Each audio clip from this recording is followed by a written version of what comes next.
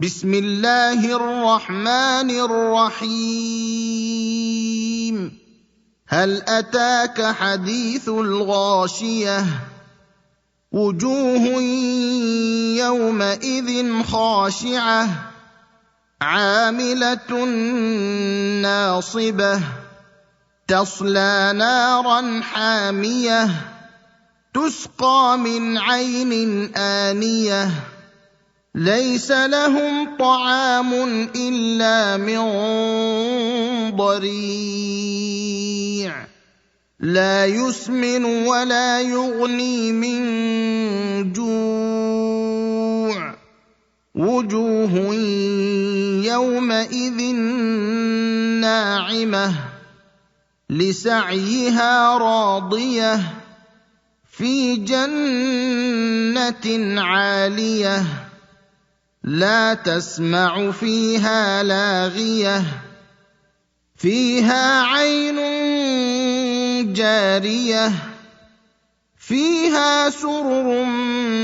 مرفوعة وأكواب موضوعة ونمارق مصفوفة وزرابي مبثوثة أفلا ينظرون إلى الإبل كيف خلقت وإلى السماء كيف رفعت وإلى الجبال كيف نصبت وإلى الأرض كيف سطحت فذكر إنما أنت مذكر لست عليهم بمسيطر إلا من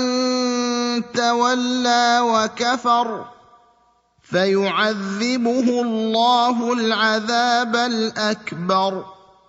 إن إلينا